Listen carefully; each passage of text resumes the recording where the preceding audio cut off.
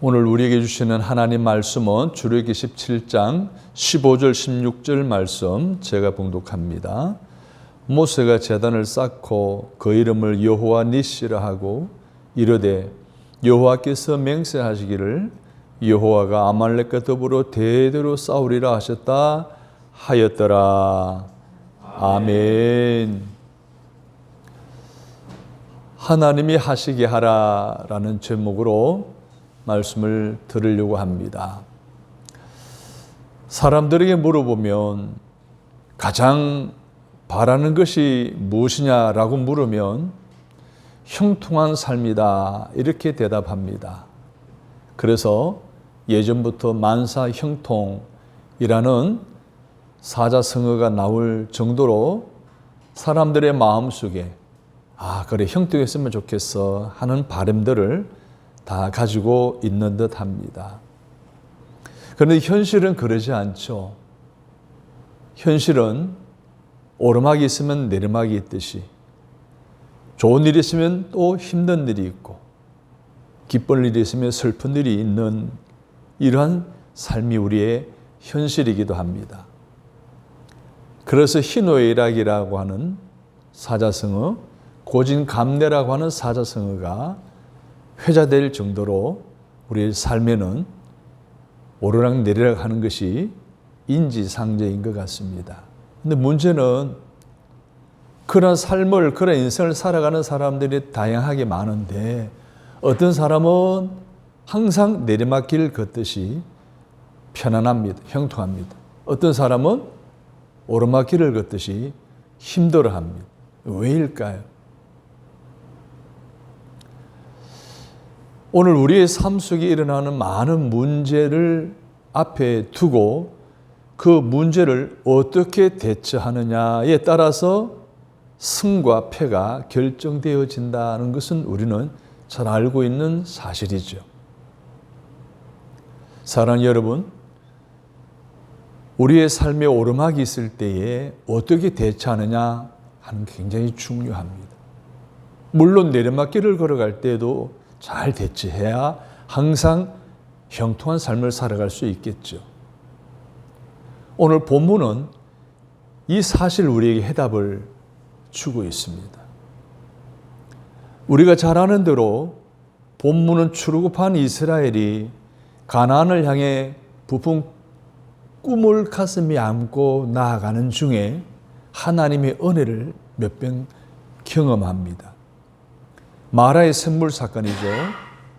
엘림의 오아시스 사건입니다. 그리고 신광야에서의 만나와 메추라기 사건입니다. 출애굽한 직후에 얼마 되지 않아 어려움의 일을 겪을 때마다 하나님의 은혜 주셔서 모든 것이 형통하게 잘 진행되어지는 것 같았습니다. 그래서 너무너무 좋았어요. 역시 우리 하나님 최고야 하는 그런 마음으로 신앙생활을 하던 이스라엘 백성들이 르비딤에 이르렀을 때 아말렉 군대가 쳐들어오는 위기 척발의 위협을 겪게 됩니다. 노예 생활을 하다가 오합지졸인 그들이 호전적인 민족인 아말렉의 준비된 군사력을 가지고 공격해 올 때 전혀 대처하는 방법이 없은 이스라엘 백성들이기에 너무나 혼란스러울 수 있었을 것입니다. 어떻게 보면은 이 엄청난 오르막길을 어떻게 올라가야 할지에 대한 대처하는 방법, 또 무기, 전략, 그건 전혀 없었습니다. 이 아말렉 군대는요, 지금의 팔레스타인 남부 지역, 시나이 반도 북부 지역에 자리 잡은 아자짐이라고 하는 현재 지역에 의미합니다. 호전적인 민족이었어요. 에서의 후손들이었어요.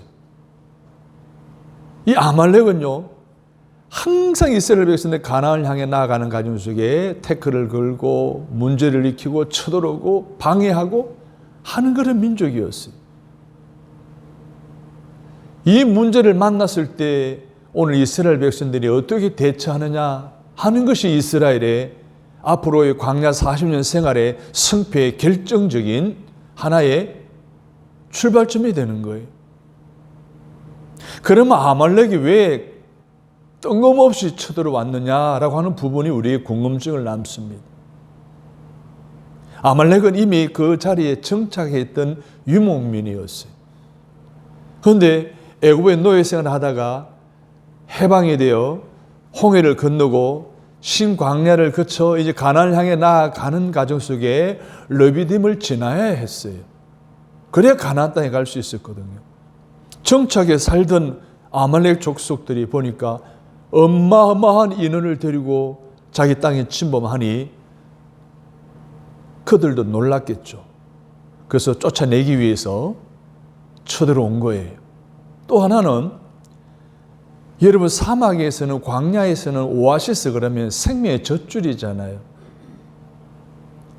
신광야를 지나서 르비딤에 이르렀을 때 이스라엘 백성들이 물이 떨어진 거예요. 그때 모세가 지팡이로 바위를 쳐서 물이 솟아나게 했어요. 그래서 그곳에서 이제는 정착하고 이곳이 가나안 땅이네 하고 정착할 수 있는 그런 여건이 조성되었을 때에 그 소식이 아말렉에 들린 거예요. 자기 땅에 들어와가지고 들어온 것도 지금 미워서 죽겠는데 오아시스를 발견해가지고 오아시스에서 정착하면 자기들은 쫓겨날 판이 되니까 아말렉이 전력을 가다듬고 이스라엘을 침입해 온 거란 말이죠. 자, 이런 상황 속에서 오늘 이스라엘 백성들이 어떻게 합니까? 어찌할 바를 모르는 우왕좌왕하는 자충우돌하는 오합지졸의 모습을 보입니까? 출애굽 여정 가운데 보면 이스라엘 백성들이 조금만 어려움이 있어도 원망하고 불평하고 지도자에 대해서 반기를 들고 하는 이런 일들을 끊임없이 일삼았던 것을 우리는 잘 알고 있습니다. 그런데 본 사건을 당했을 때는 지도자 모세의 판단과 즉각적인 지시에 일사불란하게 움직이는 모습을 우리에게 보여줍니다. 지금 읽었던 본문의 말씀 이전에 1절부터 거기까지 내용을 보게 되면 그 르비딤에 다다라서 물을 발견하고 이제 좀 쉬고 있는 가운데 아말렉의 침범에 왔을 때의 그 소식을 들은 모세가 첫 번째 하는 일이 나는 산 올라가서 기도하겠고 여호수아 너는 사람들을 데리고 아말렉 가서 싸우고 그리고 아론과 홀은 같이 산으로 올라가자 라고 명령을 내립니다. 그게 일사불란하게 움직입니다. 오합지졸이 아니었습니다. 지도력에 따라서 철저하게 순종하고 움직이는 그들의 모습을 우리는 보게 됩니다. 자, 그렇게 해서 결국은 아말렉과의 전쟁에서 이스라엘이 승리하게 된다는 것이 오늘 본문의 내용입니다. 그래서 승리하게 하신 하나님을 여호와 니시 하나님이다 라고 오늘 본문에서 기록하고 있습니다. 오늘 우리는 이 본문을 통해서 몇 가지 교훈을 얻게 됩니다. 전쟁이라는 것은 언제 닥쳐올지 모른다는 거예요. 구약 성경에 언급된 전쟁에 대한 기사는 전쟁 상대가 구체적으로 드러나 있습니다. 구약 성서의 전쟁 기사 첫 번째는 창세기 14장에 나오는 이야기입니다. 가나안 유역에 있는 여러 족속들이 소돔과 고모라 성을 연합해서 침입에 들어옵니다. 그것이 있었던 아브라함의 조카 룻과 그 식소들과 모든 재산을 약탈해 갑니다. 이 소식을 들은 아브라함이 용병과 같은 데리고 있던 사병 318명을 데리고 가서 연합군을 다 무찌르고 데리고 오는 사건이 있습니다. 또 그의 아들 이삭도 우물로 인해서 아비멜렉이라고 하는 사람과 전쟁을 하게 됩니다. 그 이후에 이스라엘 백성들은 끊임없이 광야 40년 생활하면서 전쟁을 치르게 되어 지금까지도 하마스의 침입으로 인해서 지금 2년 이상 전쟁을 치르고 있습니다. 감사하게도 지금 휴전을 협정했다, 합의했다라는 소식을 듣습니다만 지금까지 이스라엘의 역사는 전쟁이 끊이지 않고 있는 것을 보게 됩니다.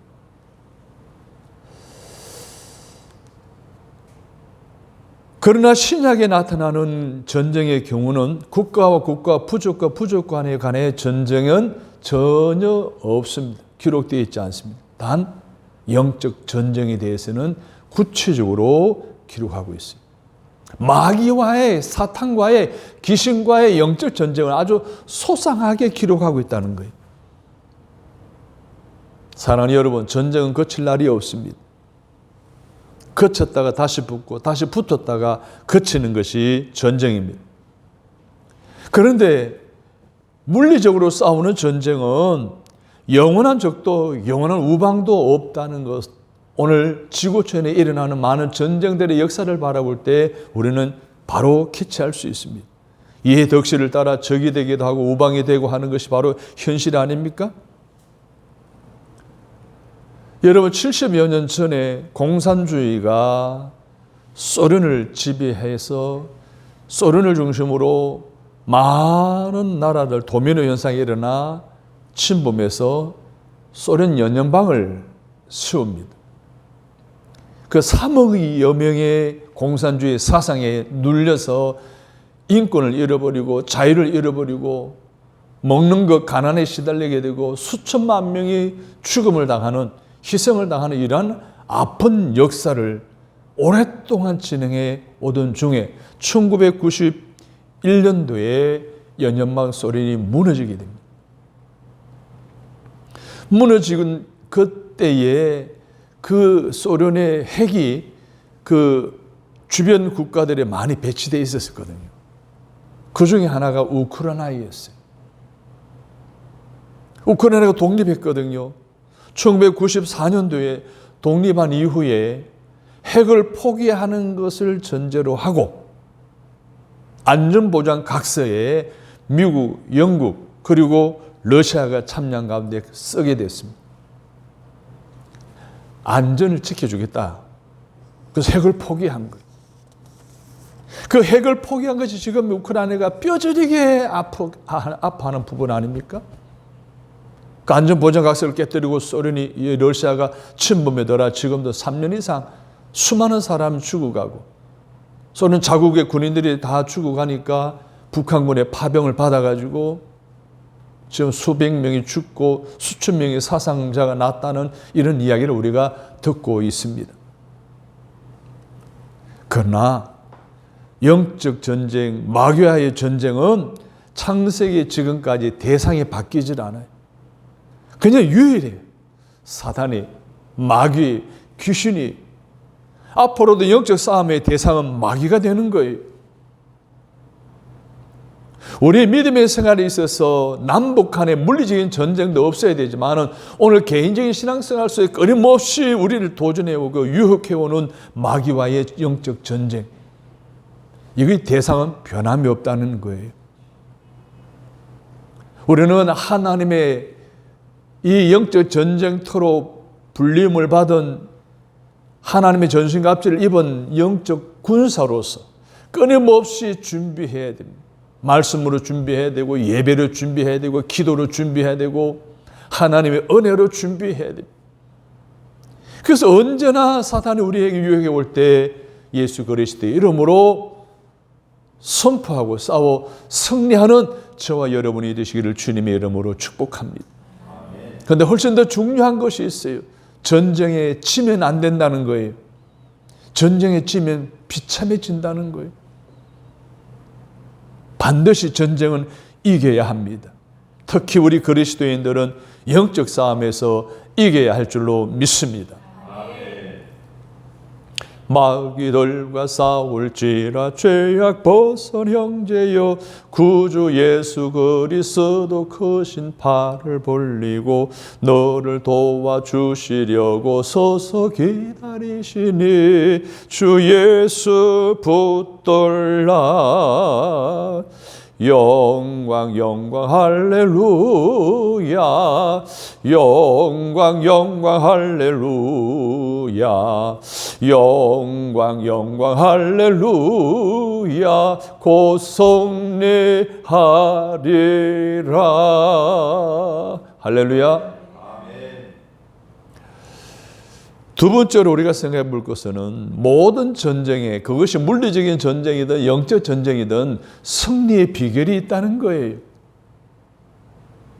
여러분, 전쟁에 있어서 덮어놓고 조건 없는 승리는 없습니다.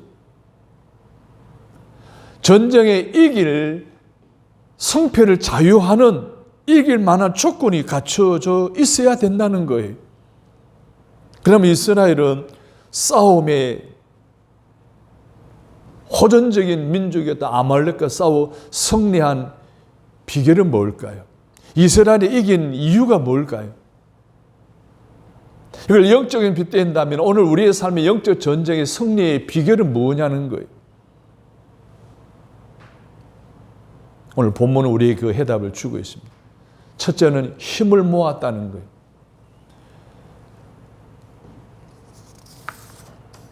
9절 보십시오. 여호수아는 사람들을 택하여 전쟁터로 나아갔고 모세는 산꼭대기로 올라가 기도의 손을 들고 기도했습니다. 그럼 아론과 홀은 뭘 했습니까?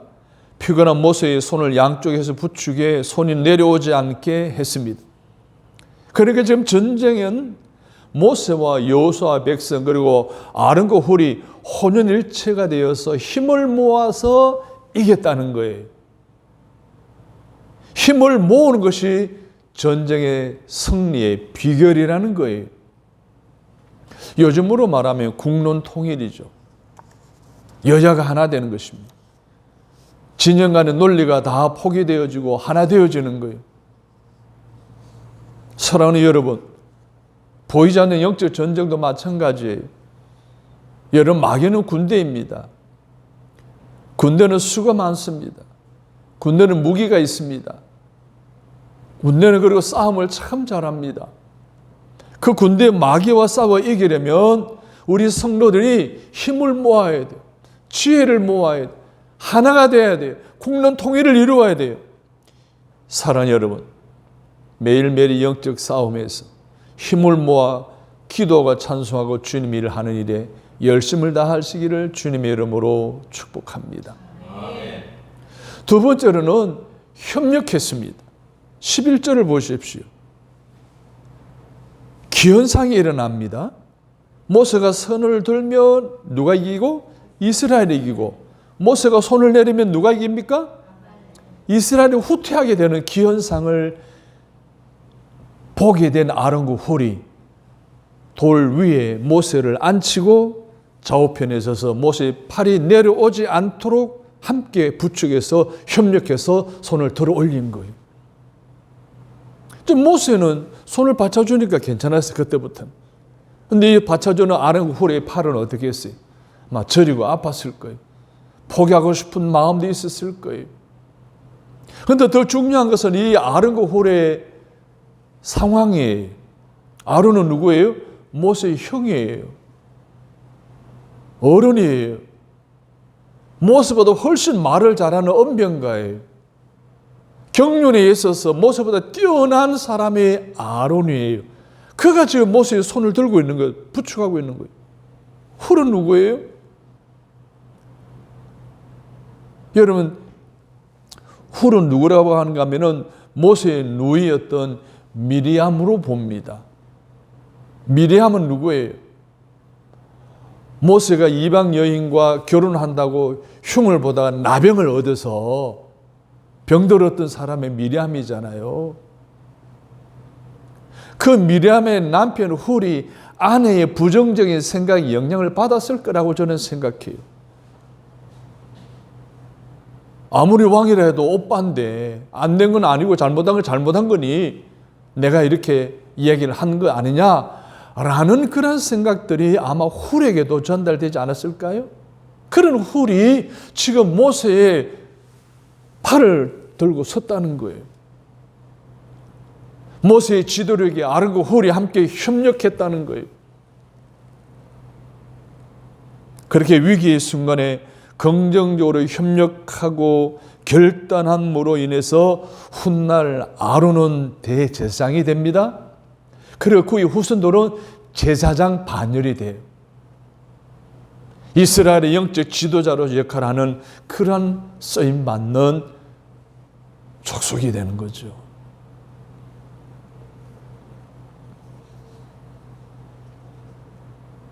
요즘 EPL 영국 프로축구에 이제 시합이 있어요.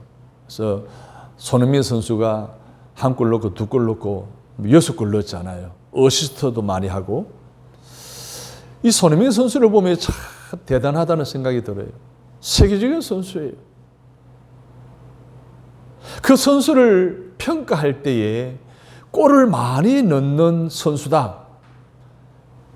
이것도 참 유명세의 중요한 요인이 되죠.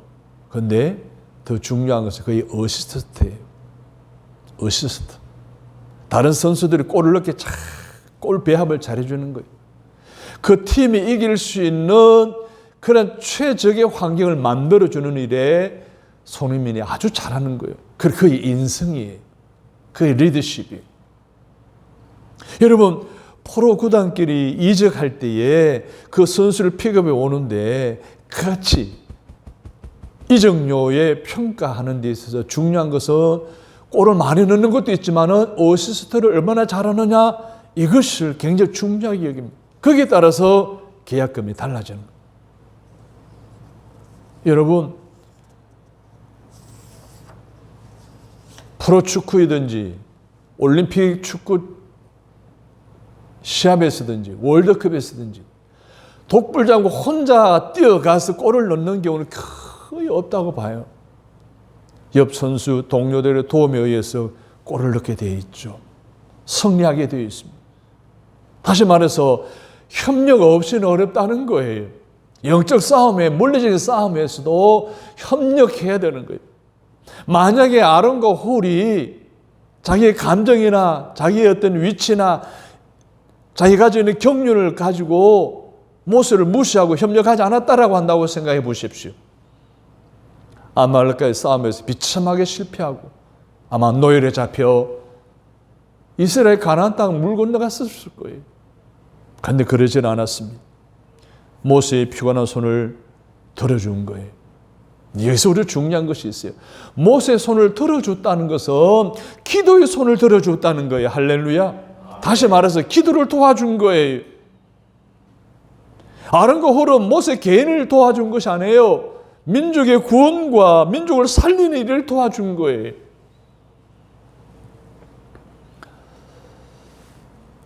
저는 제주에서 19년 좀 넘게 20년 못되게 목회를 했고 서울에서 12년을 목회를 했고 지금 이제 군산에 와서 5년째 이제 목회를 하고 있습니다. 제가 목회를 하면서 지금도 고인이 되셨고 생존에 계시는 분들 많은 분들 가운데 저희 목회에 도움을 주신 많은 분들이 지금도 있지 않고 있어요. 어떤 때는 저에게 부담이 되고 저에게 힘이 되게 했던 성도들도 있습니다. 저는 그런 기억들, 그런 이름들을 하나님 앞에 조용히 가지고 가서 하나님께 아뢰을 겁니다. 그들이 저를 도운 것은 저를 도운 게 아니에요. 목회를 도운 거예요. 교회를 도운 거예요. 주님의 일을 도운 것인 줄로 믿습니다. 주님께서 그들에게 은혜와 복을 주시되 3, 4대까지 복을 주시기를 주님의 이름으로 축원합니다. 만일 아론과 홀이 자기들의 신분이나 경륜이나 감정을 앞세운 판단에 의해 모세를 돕지 않았다라고 한다면 아마도 그 전쟁은 패배로 끝날 것이고 그렇게 된 모두가 아말렉의 노예가 되고 말았을 것입니다.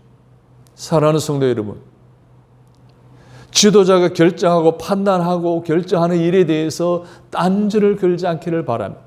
끌어내려지는 일을 하지 않기를 바랍니다. 태클을 걸지 않기를 바랍니다. 방해하지 않기를 바랍니다. 갈등을 조장하거나 문제를 야기시키는 모세의 피곤한 손을 끌어내리고 잡아내리는 사람이 되지 않기를 주님의 이름으로 바랍니다. 아멘. 오히려 지도자의 협력자가 되시기를 바랍니다. 아멘. 지도자의 손을 들어주는 여러분이 되시기를 바랍니다. 아멘. 부축하는 사람들이 되시기를 바랍니다. 아멘. 창세기 43장 9절에 보면 유다가 아버지 야곱에게 이런 말을 합니다. 내가 내 생명을 담보하고 베냐민을 애굽에 데리고 갔다가 다시 데려오겠다. 무슨 이야기인가 하면 요셉이 너희를 팔려갔다 우여곡절 끝에 애굽의 총리 대신이 되잖아요. 그래서 7년 풍년과 7년 흉년이 오잖아요. 그러니까 애굽뿐만 아니라 지중해 연안의 모든 나라들이 다 가뭄으로 고통스러우니 야곱의 그 자녀들도 식량 때문에 너무너무 힘이 들었던 거예요. 그래서 식량을 구하기 위해서 아들들을 애굽으로 보냅니다. 그곳에서 누굴 만나요? 요셉을 만나요. 보니까 요셉이 보니까 형들이잖아. 아버지 소식, 동생 소식 다 들어요. 그래서 이 형들을 끌어들이기 위해서 요셉이 묘안을 짜내죠. 시몬을 붙들어 놓고 너 베냐민이 네 막내 동생 베냐민을 데려오면 다 풀어주겠다. 그래서 시몬을 인질로 잡히고 유다를 비롯해서 형제들이 다시 돌아가서 아버지한테 상황을 이야기합니다. 베냐민을 데리고 다 주면 양식도 주고 시몬도 다시 데리고 온다 하니 아버지 그렇게 허락해 주세요 라고 한 것이 바로 창세기 43장 9절 말씀이에요. 책임지려고 하는 형제들은 아무도 없었어요. 그것도 유다가 났습니다. 아버지, 내가 나를 담보하고 내 생명을 담보하고 내 자식들을 담보로 하고 내가 베냐민을 데리고 가서 시몬도 데리고 베냐민도 다시 데려올 테니까 보내달라고 부탁을 합니다. 형제들을 쩔쩔매고 있었을 때 이 유다가 협력하는 자가 됩니다. 책임지는 자가 됩니다. 여러분, 어렵고 힘든 일을 책임지는 것은 쉽지 않은 일이죠. 그런데 그런 사람들이 어떤 복을 받습니까? 오늘 창세기 43장 이후에 보게 되면 아버지 야곱이 12아들들을 축복하는 이야기가 창세기 49장에 나옵니다. 거기 보면 12아들에 대한 축복의 기록이 쭉 나와 있는데 가장 많은 축복의 양을 할애한 자식이 누군지 아십니까? 유다입니다. 우리가 생각할 때 요셉, 그 가뭄 때에 온 식솔들을 다 구제하고 그리고 이민 오게 해서 애굽에 정착하게 살게 했던 이 요셉보다 더 많은 축복을 받습니다. 내용을 보면 이렇습니다. 유다야, 너는 형제의 찬송이다. 내 아비의 아들들이 내게 절하리로다. 너는 사자 새끼로다. 홀이 유다를 떠나지 아니하며 치리자의 지팡이가 떠나지 아니할 것이다. 사랑하는 여러분, 유다에게 엄청난 축복을 부어주셨습니다. 협력하는 사람, 도와주는 사람, 책임지는 사람들을 향한 하나님의 축복이 얼마나 놀라운지를 보여주고 있습니다. 손을 들어주고 협력하는 여러분의 믿음의 생활이 되시기를 주님의 이름으로 축복합니다. 아멘. 세 번째로는 승리의 비결이 하나님이 하셨다는 거예요. 그럼 우리의 생각이 나죠? 제목이 생각나죠?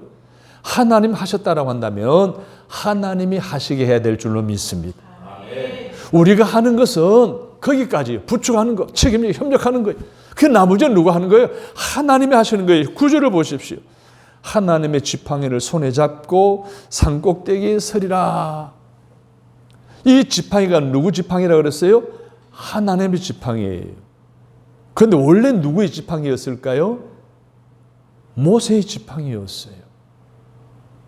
미디안 광야에서 장인 이드로를 만나 목자 일을 하면서 갖게 된 지팡이였어요. 호렙산 하나님의 부름을 받습니다. 애굽으로 가서 내 백성들을 출애굽시켜라. 가서 단판 지을 때 10가지 재앙을 내리게 했던 지팡이였습니다. 바로의 항복으로 200만의 이스라엘 민족을 가나안으로 끌어올 때 가로막힌 홍해를 갈랐던 지팡이도 그 모세의 지팡이였어요. 르비딤에서 물이 없어 반석으로 쳤더니 물이 솟아나게 했던 지팡이도 모세의 지팡이였어요. 그래서 모세의 지팡이였어요. 그런데 오늘 본문, 방금 읽은 본문에서는 누구의 지팡이로 바뀌어졌어요? 하나님의 지팡이로 바뀌어졌어요. 모세가 하나님의 사람이 되었을 때, 모세가 하나님 일을 했을 때 그 지팡이는 누구의 지팡이가 되었어요? 하나님의 지팡이가 된 줄로 믿습니다. 여러분, 내가 가진 것은 힘이 없습니다. 그러나 내가 가진 것이 하나님 것이 되면 힘이 있는 줄로 믿습니다. 내 힘은 약합니다. 그러나 내 힘을 하나님을 위해 쓰면은 능력이 되는 줄로 믿습니다. 여러분, 개울물은 작아요. 이것이 여러 개 모이게 되면 나중에 뭐가 됩니까? 큰 저주시 댐이 되죠. 거기서 엄청난 전력이 발생하는 거예요. 사랑하는 여러분, 내가 가진 것 아무것도 아니고 보잘것없는 것 같죠. 내가 오늘 이 자리에 하나 앉아 있는 것이 아무것도 아닌 것 같죠. 그래서 때로는 여러 가지 형편에 따라서 그냥 앉아 있기도 하고 안 앉아 있기도 하는 이런 상황이 되어지는데 그렇지 않습니다. 개울물이 모여서 댐이 되는 거예요. 거기서 엄청난 전력이 생산되는 거예요. 사랑하는 여러분, 하나님의 손에 붙들림 받기를 바랍니다. 하나님의 쓰시는 여러분 되시기를 바랍니다. 자, 14절을 또 보십시오. 내가 아말렉을 없이하여 천하에서 기억도 못하게 하리라. 하나님이 아말렉을 없이 하신다고 말씀하고 있습니다. 보세요. 모세가 첫날 만날 손을 든다고 해결되는 문제가 아니에요. 내가 아무리 힘쓰고 밤새도록 기도한다고 되는 일이 아닙니다. 본문에서 누가 아말렉을 없이 했다고 했어요? 내가 했다고 했어요. 내가 누구예요? 하나님이세요. 하나님이 이기게 해야 합니다. 하나님이 하시게 해야 합니다. 16절을 보십시오. 여호와가 아말렉으로 더불어 대대로 싸우리라. 아말렉은 싸움에 졌지만 기회만 되면 전열을 다듬고 다시 공격해 왔어요. 그러나 그때마다 이스라엘이 이겼어요. 이유는 하나님이 이기게 하신 줄로 믿습니다. 하나님이 싸워주셨기 때문인 줄 믿습니다. 결국 사무엘상 30장에 가면은 다윗 시대에 아말렉이 전면에서 지구상에서 없어져요. 사랑하는 여러분, 하나님이 하시는 줄로 믿으시면 아멘. 하나님이 이기게 하셔야 되는 거예요. 모세의 지팡이가 하나님 지팡이가 되었을 때 승리가 임했어요. 하나님이 아말렉을 이기신 줄로 믿습니다. 우리는 본문의 르비딤에서의 승리 사건을 통해 아론과 훌의 수치와 같은 조화와 협력을 보게 됩니다. 여호수아의 순종과 헌신을 보게 되는 거예요. 그러나 제 아무리 사람들의 힘을 합하고 뜻을 모아도 하나님이 외면하시면 그것으로 끝나는 거예요. 그래서 사도 바울은 고린도전서 15장 27절에서 따라서 합니다. 우리에게 이김을 주시는 하나님께 감사하노니. 사도 바울도 하나님이 이김을 주신다는 확신을 가지고 영적 전쟁에서 항상 선봉에 서고 항상 승리했던 것처럼 오늘 저와 여러분에게 이김을 주시는 하나님의 관심과 도우심을 우리의 삶의 현장에 끌어들이기 위해서 여러분 이 모세와 같은 믿음을 가지시기를 바랍니다. 하나님께 기도하시는 여러분 되시기를 바랍니다. 그래서 하나님이 이런 믿음을 가진 사람들에게 기도하는 사람들과 함께 하셔서 승리한 사건이 성경에서뿐만 아니라 근대 기독교 역사 속에서도 수없이 있습니다. 1938년 9월에 2차 세계대전 당시 독일이 오스트리아, 헝가리, 폴란드 침범하고 극비하는 프랑스로 침입해 들어옵니다. 프랑스가 위기를 겪자 이제 영국에서 29만 명의 군사를 보냅니다. 그런데 강력한 독일의 군사에 의해서 프랑스가 밀리게 되자 결국은 29만 명이 후퇴해야 되는 상황이었습니다. 도보 해협을 건넜던 29만 명이 다시 건너와야 되는 상황이었습니다. 그 상황이 되니까 이 정보를 다 알고 있던 히틀러가 도베해협을 건너도록 내버려 두겠어요? 공격 명령을 내립니다. 근데 공격 명령 전날에 조지 5세가, 영국 왕 조지 5세가 뭐랍니까? 기도합니다. 하나님, 이 영국군을 도와주십시오. 한 명까지 다 도배협을 건널 수 있도록 도와주십시오. 기도하고 백성들에게, 영국 국민들에게 기도일을 정하고 기도하게 합니다. 어떤 일이 일어난 줄 아십니까? 당일날 독일 진영에는 비가 폭수같이 쏟아집니다. 안개가 촉 끼게 됩니다. 천둥 번개가 칩니다. 비행기가 뜰 수 있어요? 한 대도 뜨지 못합니다. 여러분 잘 아잖아요. 프랑스가 다 평야잖아요. 평야. 그 진창이 돼버린 거예요. 탱커도 한 대도 진출을 못하는 거예요. 그래서 도해변은 어쩐지 아세요? 날씨가 청명한 날씨, 화창한 날씨. 29만 명이 다 도해협을 건너게 되는 그런 하나님의 기적을 경험하게 됩니다. 여러분 잘 아는 대로 1967년 아랍과 이스라엘 전쟁이 6.1 전쟁이 있었습니다. 6.1 전쟁이 선포되었을 때에 이스라엘이 승리를 장담했습니다. 이렇게 이야기했습니다. 우리는 반드시 이긴다. 우리는 이번 전쟁을 6일 안에 끝낸다. 우리는 최신 무기를 사용할 것이다. 혼장담을 한 거예요. 그러니까 아랍연합권에서도 이분이 도대체 이게 무슨 무기가 있는지 정보력을 총동원할 거 아니에요?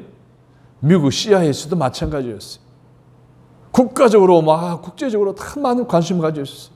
CIA에서 혹시 이거 핵무기는 아닐까 하고는 조사해봤지만 무슨 무기인지 전혀 알지 못했습니다. 전쟁이 시작됐습니다. 6일 만에 끝났습니다. 그때 그들이 사용한 최신 무기, 신무기가 뭔지 아십니까? 그들이 말하기를 그것은 하나님에 대한 믿음과 기도였다라고 선포를 합니다. 그들은 지금도 하나님이 이기게 하셨다라고 믿습니다.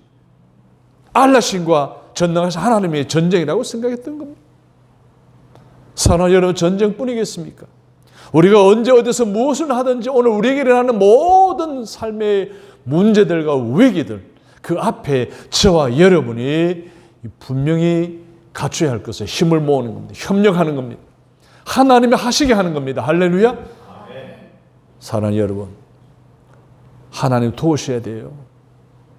하나님 이기게 하셔야 되는 거예요.